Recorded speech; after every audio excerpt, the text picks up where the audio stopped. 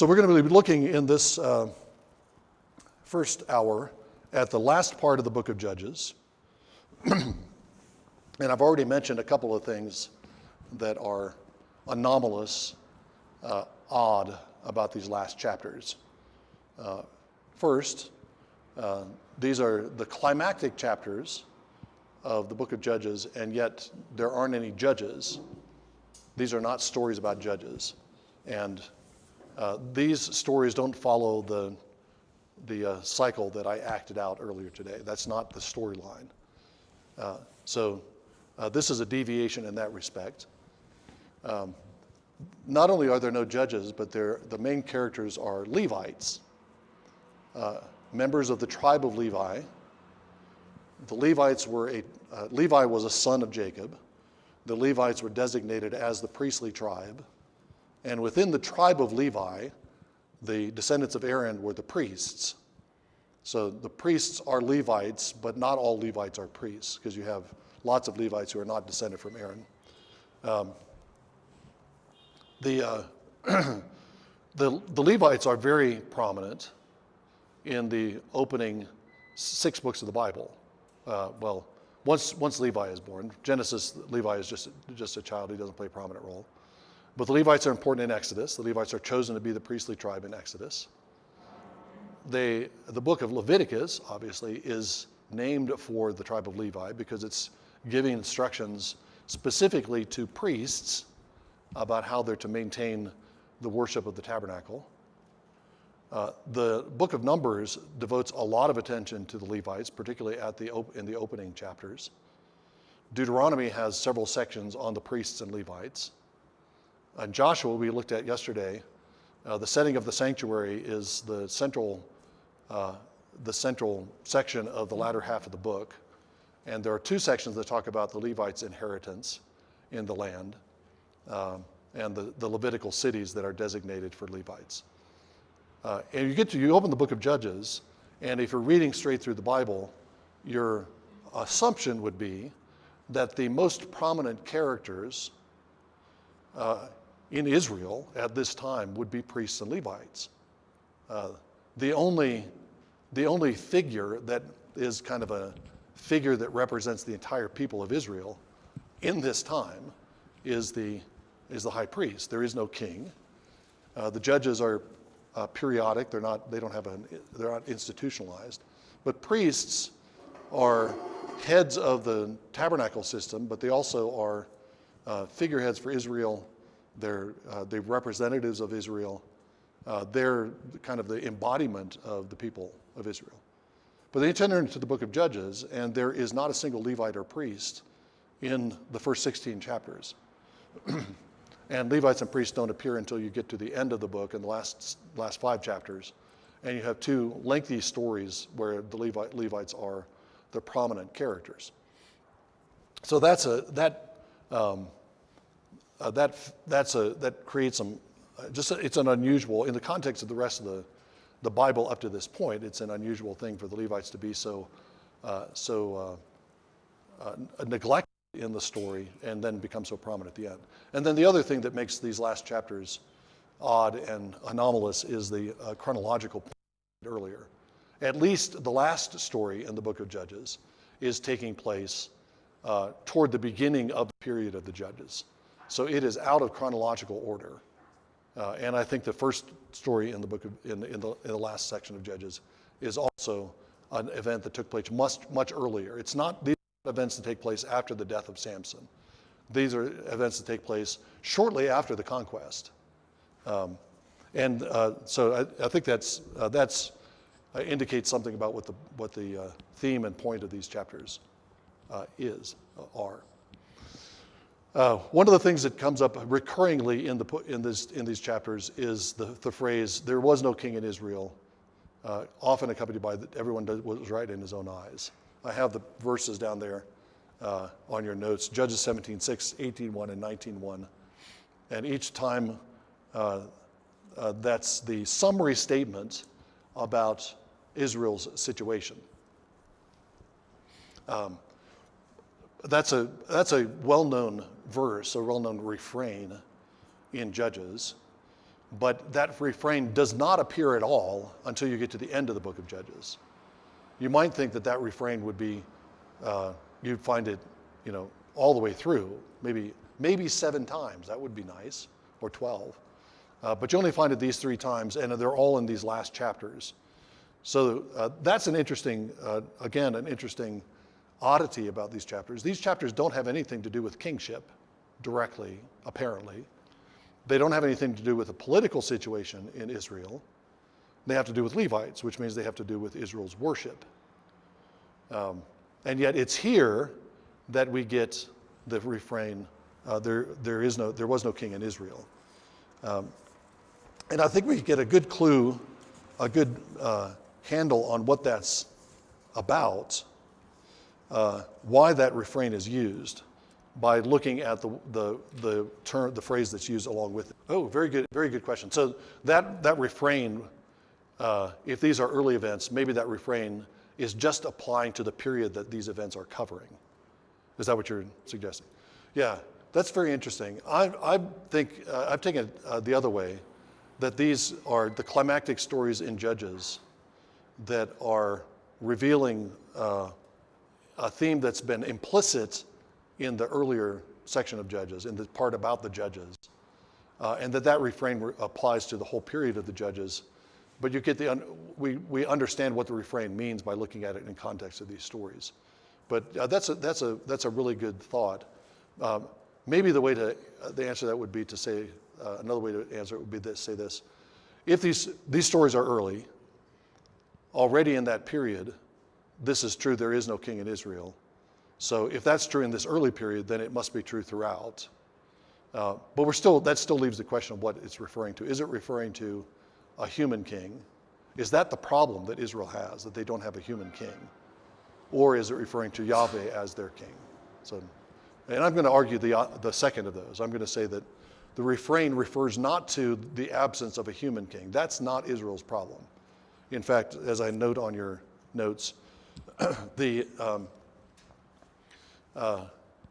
one king that we get in Judges is not, he's no solution to Israel's problems. He makes things worse. He's like another Gentile oppressor. I failed to make this point earlier, but you got the cycle that I dramatically enacted for you, to your great delight. You might remember this morning. You've got this pattern going, and every time Israel begins to worship idols, the Lord raises up a Gentile power to come and oppress them, except after Gideon's death. After Gideon's death, you don't get a Gentile oppressing them. You get Abimelech, who is a fellow Israelite. But he's slotted into the same role that the Midianites and the Canaanites and other Moabites, the other oppressors, have been. He's just another oppressor. He happens to be an Israelite, but that doesn't make him any less an oppressor, and Israel is a discipline for Israel's unfaithfulness.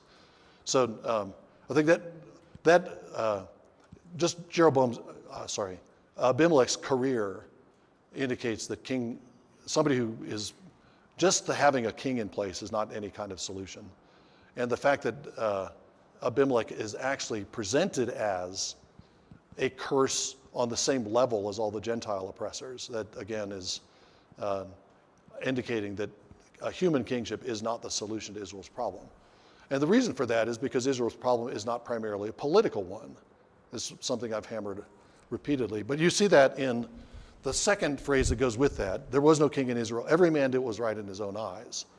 And out of the context of the Pentateuch, you might think, well, this is a statement about a lack of centralized political authority, which leads to anarchy. And if you take it that way, then the point of Kings is you need to centralize political authority so that people just don't go off and do whatever they like. Okay. But I don't think that's what that phrase, everyone does what is right in his own eyes, means. I don't think that's the case because that's not the way it's used in Deuteronomy. I read this passage yesterday. Deuteronomy 12 is the instruction about a centralized sanctuary. When Israel has rest in the land, then the Lord will choose a place to set his name, and that will be the place where Israel is supposed to bring their sacrifices, and they're supposed to have their festivals, and they're supposed to worship there. And that's set in contrast to what Israel is currently doing, which is described as every man doing what is right in his own eyes. That's Deuteronomy 12:8. You shall not do what you're doing here today, every man doing what is right in his own eyes, for you have not as yet come into the resting place and the inheritance which the Lord your God is giving you. Okay, right now, everyone is doing is right in his own eyes. When you enter the land, that's going to stop.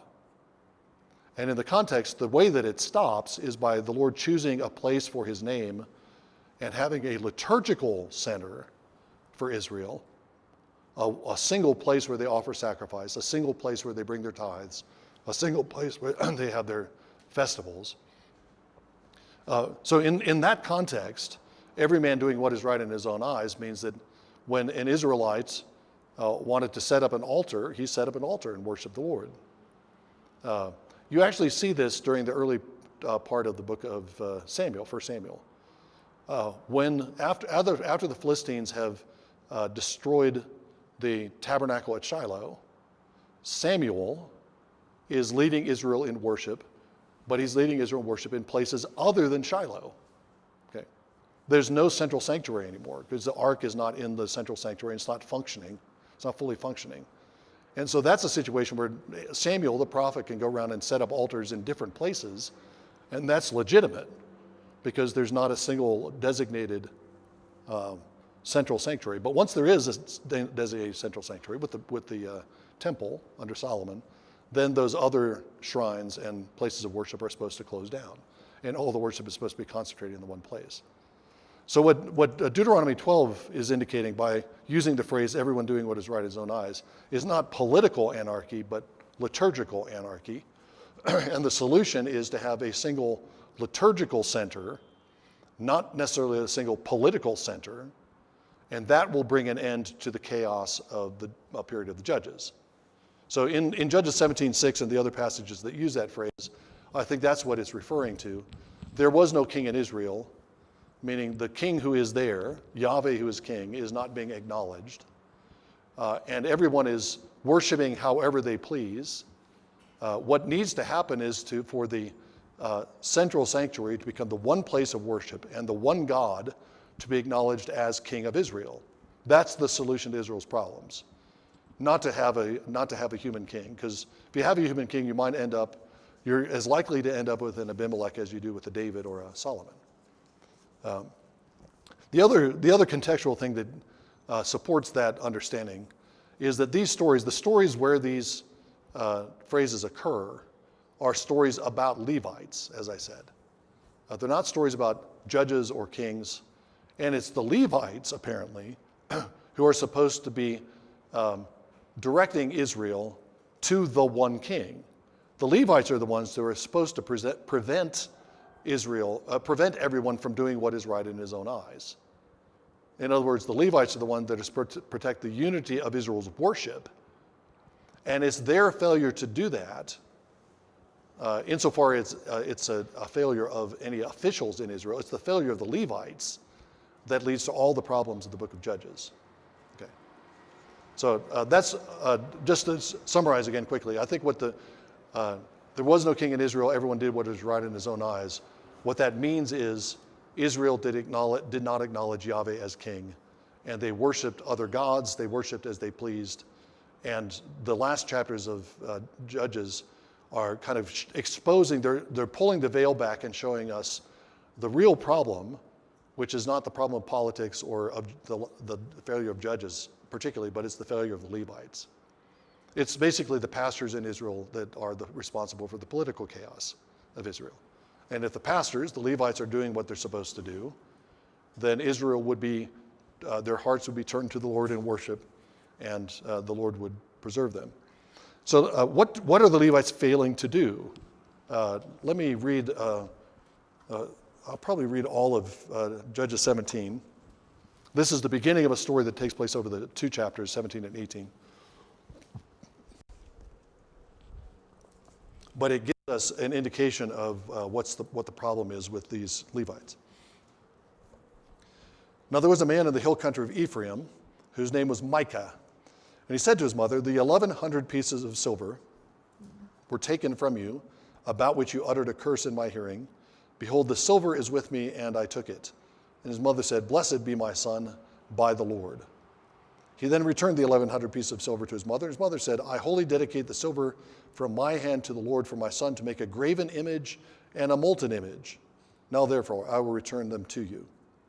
So when he returned the silver to his mother took 200 pieces of silver and gave them to the silversmith, who made them into a graven image and a molten image, and they were in the house of Micah. Okay. Micah is a person who is doing whatever is right in his own eyes. He's the classic example of that here in the last part of Judges. That is to say, if he wants to set up his own shrine with his own image, he claims that he's doing this in order to worship Yahweh. This is dedicated to Yahweh, as his mother says, but they're setting up a shrine so they can worship Yahweh through the images and the molten and the graven images that they've made. What Micah is doing is a violation of the second commandment. The first commandment prohibits Israel from worshiping any god but God, any god but Yahweh. The second commandment prohibits them from worshiping Yahweh using images. "You shall not make any graven image or any likeness of anything that's in heaven above, earth beneath, or water under the earth. Thou shalt not bow down thyself to them nor serve them." So you can't make an image and bow down to it and serve it and think that that service to the image is the service of the God of Israel. Image worship and even worship of the true God through images is prohibited. Okay. And that's what Micah is doing. He's setting up a shrine to the true God, so he thinks, and yet he's doing it through graven images. Just another couple of words on the second commandment. I don't think the second commandment doesn't prohibit the making of images, that is, pictures or statues. That would contradict what the Lord later tells Israel to do, which is make 2 golden cherubim and put them on top of the ark. Those are images of heavenly things, and God commands them to make those. And then there are cherubim figures that are woven into the curtains of the tabernacle. God commands them to make those. So making an image of something in heaven or painting a picture of a person or of something on earth is not being prohibited by the second commandment. What's being prohibited is using that image or that statue as a kind of contact point for the worship of God. So you think, as long as I have my statue of Jesus in front of me or my picture of Jesus in front of me, I can bow down to it, I can kiss it, I can show homage to it, and that God will accept that homage to the picture and the image as homage to him. And that's what Israel is forbidden to do, which is unique. I think it's unique. It may not be absolutely unique. Very unusual, at least, in the ancient world, because religious worship in the ancient world was all about service to images. That's what it was. If you were a priest in an ancient Egyptian temple, your job was to take care of the image of the god in the temple. You would go in the morning and you would take a tray of food because the god needs to eat. You take it and serve the god as food. Or you'd offer sacrifice, which is the food of the gods. And then you go in, and if there's a festival, you dress him up. You put a crown on his head. Maybe there might be a procession, and the priest would hoist the image up on a throne and carry him through the streets so everybody could see the god on his procession. Priestly service was service to the image, but Israel is prohibited from doing that. What's common practice in ancient religion, Israel can't do. One last thing. And now that I've gotten to the second commandment, I have to say at least this one last thing. I think the theology behind this goes back to Genesis 1. There is an image of God that God made, and it's the living image of the human being, male and female, man, male, and female. The image that we're supposed to honor, the image that we're supposed to venerate and love and kiss is the image in other people. So the honor we show to brothers and sisters is proper image veneration, as it were. And what God prohibits is taking that same kind of respect and homage that we should pay to our brothers and sisters and giving it to a dead image that's made only of silver, gold, wood, whatever. Okay. So that's what Micah is doing. He's breaking the second commandment, and he's set up his own shrine. He's doing what is right in his own eyes. Verse 6 is the first time we see this phrase in Israel. There was no king in Israel that in those days every man did what was right in his own eyes. Right in the context of Micah setting up an idolatrous shrine, a graven image to worship Yahweh. That's the leading example of doing what is right in your own eyes. Now, what about the Levites? Micah is not a Levite, but verse 7, there came a young man from Bethlehem in Judah, of the family of Judah, who was a Levite, and he was staying there. Then the man departed from the city, from Bethlehem in Judah, to stay wherever he might find a place. And as he made his journey, he came to the hill country of Ephraim, to the house of Micah. Micah said to him, "Where did you come from?" He said, "I'm a Levite from Bethlehem in Judah, and I'm going to stay wherever I may find a place." Just for future meditation, and we might get to this later on this afternoon, notice where this guy is from. It's a Levite from Bethlehem. This is kind of Levites Bethlehem produces at the time. Bethlehem doesn't have its later reputation of being the birthplace of David and of Jesus. So, I'm a Levite from Bethlehem. Micah said to him, "Dwell with me and be a father and a priest to me, and I will give you 10 pieces of silver a year, a suit of clothes and your maintenance." So the Levite went in. The Levite agreed to live with the man, and the young man became to him like one of his sons. So Micah filled the hand of the Levite, that's the literal Hebrew phrase, filled the hand of the Levite, and the young man became the priest and lived in the house of Micah. Then Micah said, "Now I know that the Lord will prosper me, because I have a Levite as my priest for my idolatrous shrine. Surely the Lord will be pleased with that." Okay. Now, as the story goes on, and then again, the refrain, in those days there was no king in Israel. And that's being stated in the context of Micah's idolatrous shrine and the Levite deciding to serve as a priest at this idolatrous shrine. Okay. The Levite is acting as if he has no king to serve. He does. He's supposed to be a servant of the high king, of Yahweh. He's not. So as the story goes on, I won't read it, but chapter 18, Danites come through town. They find out about the images, and they find out there's a Levite there, and they say, "Hey, we need a tribal priest. Come with us." And the Levite decides to go with the Danites. Dan is all the way up in the northern part of Israel, and they're going to migrate up there and take their Levite with them. And the Levite's going to bring them blessing and prosperity because he's a Levite. And they also fill his hand. Say, which is better? You're a priest to one man, Micah, in this little town, or you can be a priest to a whole tribe. Okay. Look at the ministry opportunities you could have if you're a priest to the whole tribe of Dan. And so the Levite goes along with him, and Dan becomes a tribe that's centered on idolatrous worship. I've used the phrase fill the hand a couple of times, and that's an important one. In verse 12, that might be translated as consecrate, but the phrase is to fill the hand. That's the phrase that's used back in Exodus and Leviticus to describe the proper consecration of priests. When priests were consecrated to service to the Lord, the phrase is that it doesn't. Sometimes it says they were consecrated, they were made holy. Sometimes it says they were anointed. The more common phrase is their hands were filled. And in the ordination rite, the priests actually had their hands filled with portions of an animal and some bread to offer on the altar. So their hands are being filled with things that they're going to offer to God. You can think also their hands are being filled with responsibilities to lead Israel in the service of God. Their hands are consecrated to do altar service and to do the service of the tabernacle. Okay. Judges uses that same phrase here to describe the consecration of this Levite, but I think it has a kind of ironic twist to it in this context.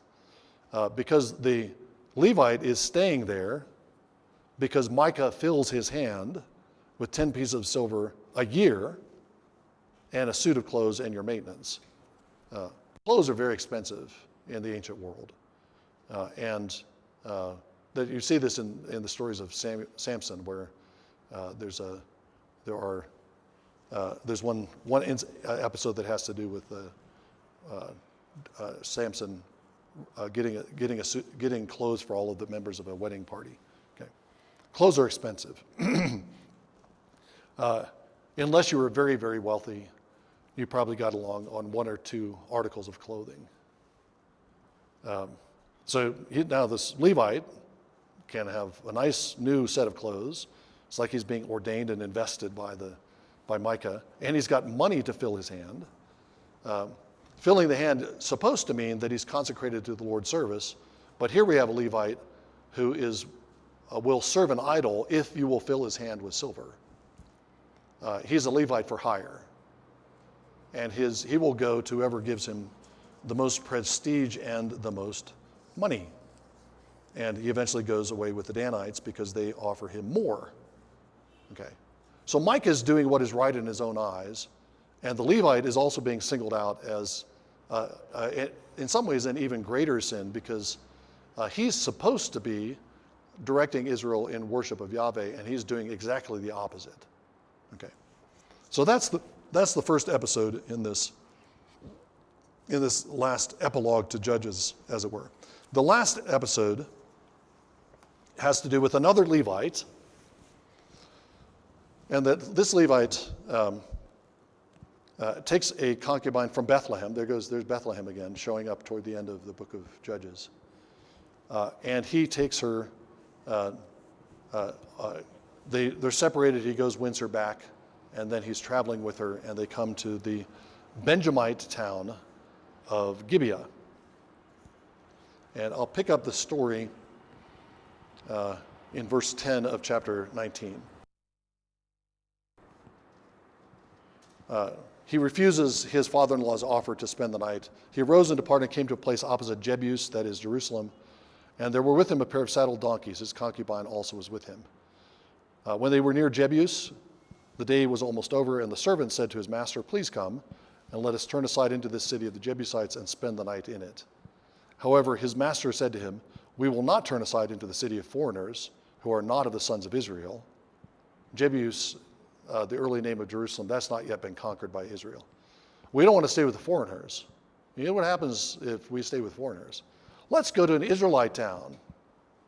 Let's go to Gibeah. That's safe, because there are Israelites there. Gibeah, another town to keep in mind. Bethlehem is mentioned several times at the end of Judges. Gibeah comes up here. It's a town in the tribe of Benjamin. It's the hometown of Saul. So the two towns that are mentioned here at the end of Judges are the birthplace of David and the birthplace of Saul, the first two kings. And neither one of them are presented in a very positive light. They're both kind of spiritually dead places. So let's go to Gibeah. "Come, let us approach one of these places. We will spend the night in Gibeah or Ramah." They passed along, went their way. The sun set on them near Gibeah, which belongs to Benjamin, and they turned aside in order to lodge in Gibeah. When they entered, they sat down in the open square of the city, for no one took them into his house to spend the night. Okay, first clue that you're in a bad town in the biblical world. Strangers are supposed to be welcomed. Stranger comes to your town, you're supposed to make sure he doesn't have to spend the night out in the open square. That's what Lot does, right? When the two angels come down to Sodom, Lot goes out and brings them into his house. This is Israel. They're supposed to show hospitality to strangers. Nobody does anything. Okay, so there's a sin of omission. They don't show hospitality to the strangers, but it's going to get worse. "Then behold, an old man was coming from the field from his work in the evening. Now the man was from the hill country of Ephraim. He was staying at Gibeah, but the men of the place were of Benjamites. And he lifted up his eyes and saw the traveler in the open square. And the old man said, 'Where are you going, and where do you come from?' He said, 'We're passing from Bethlehem in Judah to the remote part of the hill country of Ephraim, for I am from there. I went to Bethlehem in Judah, but now I'm going to my house, and no man will take me into his house.' Here, yet there is both straw and fodder for the donkeys. And the old man said, peace be to you, verse 20, only let me take care of your needs, however, do not spend the night in the open square. So you find an old man who's not even really part of the city. He's from a different tribe. He happens to be living in Gibeah. All of the people of Gibeah have left these visitors out in the open square. This stranger is the one hospitable person in the city.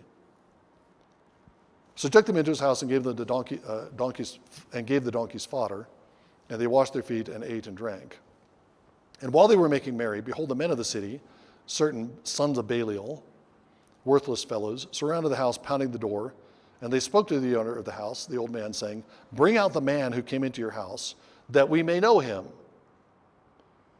Exactly what the men of Sodom say when they bang on the door of Lot's house. You brought in two men. They're handsome young men. We'd like to get to know them better. Okay. Obviously, this no in this context is a reference to sexual relations. Adam knew his wife, and she conceived and bore a son. Okay. That's something more than acquaintance. Knowing means having sexual relations with. That's what these men are proposing. They want this Levite to come out so they can have homosexual relations with him. This city of Gibeah, again, hometown of Saul, later on, this city of Gibeah has become a Sodom within Israel. Then the man, the owner of the house, went out to them and said, no, my fellows, please do not act so wickedly. Since this man has come to my house, do not commit this act of folly. Here is my virgin daughter and his concubine. Lot makes a similar kind of offer, bizarrely, wickedly. Please let me bring them out, that you may ravish them, and do to them whatever you wish, but do not commit such an act of folly against this man. But the men would not listen to him, so the men seized his concubine and brought her to them. That's the Levite is seizing him. And they raped her and abused her all night until morning, and then let her go at the approach of dawn. As the day began to dawn, the woman came and fell down at the door of the man's house where her master was until full daylight. And then he realizes that she's dead on the threshold of the house. Okay. Raped and abused all night and left dead. And what is the Levite? What's the Levite's role in this? The Levite's role is to offer his concubine to the men who want to sodomize him. Don't do it to me. Here, concubine. That's better, you know. Keep it heterosexual. That's better. Rape her if you please, but I'm going to stay inside the house and protect myself. That's a very Adamic thing to do, an Adam-like thing to do. The Lord confronts Adam and Eve in the garden. Adam, where are you? Adam, have you eaten from the tree? Have you met my wife Eve? She tempted me. Look, her fault. Instead of taking responsibility as he should have, I think Genesis 3:8 says that Adam was with Eve when she was being tempted. Adam is watching the temptation and doesn't intervene. He shouldn't be standing behind Eve, which is where he is, letting Eve get tempted by the serpent. He's standing behind Eve when the Lord comes. He's supposed to be between the serpent and the bride. That's the man's place. Okay, that's the Levite's place. As the husband, he's supposed to be between the aggressors and his wife. She's the one that's supposed to stay in the house, and he's supposed to be the one that protects her. Or nobody goes out of the house. But he's not supposed to push her out to take the lead and to take the hit for him. And that Levite is failing in the treatment of his wife, but that's a sign of a greater failure in a Levitical ministry, right? The Levites are supposed to be in a kind of Adamic husbandly relationship to bride Israel. They're supposed to be the protectors of the bride who is Israel. They're supposed to be the ones who provide. They're supposed to be the ones who teach and lead. Those are all husbandly duties that the Levites have in Israel. And this Levite doesn't even protect his own concubine. That's a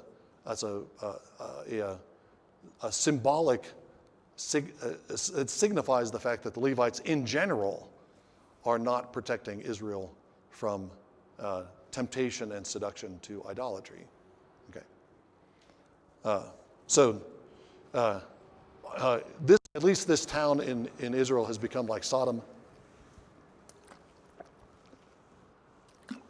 When everyone does what is right in his own eyes, when everybody worships as he pleases, when the Levites aren't correcting people and directing them back to King Yahweh, then you get Sodomite towns in Israel. Before I finish up, say a few things about the conclusion of the story, which I've already alluded to. I think this is something to meditate on as you're considering pastoral practice, because I think the pastor of a church is given the same position in relation to Christ's bride as the Levite is in relation to bride Israel. Paul uses this image in 2 Corinthians. He wants to be a protector of the Corinthians, lest they, like Eve in the garden, are tempted by the serpents. He wants to be the one to stand between the serpent and the bride and protect the bride from the temptation and assault. And he describes the temptation as a kind of seduction. Paul does in 2 Corinthians. That's what a pastor's role is. The pastor's role is to be a guardian of the gate, so that the church doesn't get corrupted by false doctrine or teaching. It doesn't get corrupted by false practice. When there's danger to the church, the pastor is the one who takes the lead in facing it. Okay. When there's Jesus, as he does in Revelation, condemns the church for various failings. It's the pastor. It's the leader of the church who has to take responsibility for that failure. Yeah, good point. So it goes back to the first chapter of Judges, where these tribes are not conquering and possessing the land that they should, and are instead being conquered by Gentile gods and practices. So the fact that they haven't cleared Jebus means that they're coming under the influence of Canaanite, Sodomite kinds of values. Yeah, good point. So the solution to this is the city of Gibeah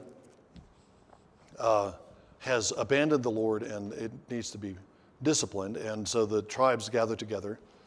They call out Benjamin to join them in disciplining Gibeah, and Benjamin refuses.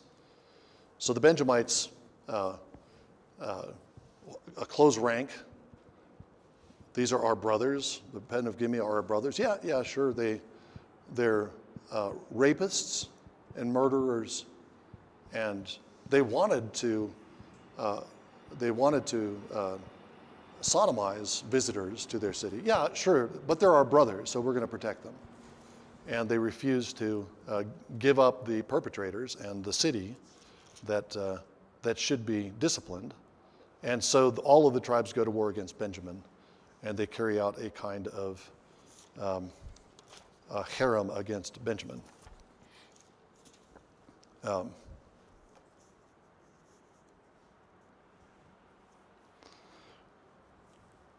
And then I mentioned it this morning that there's a kind of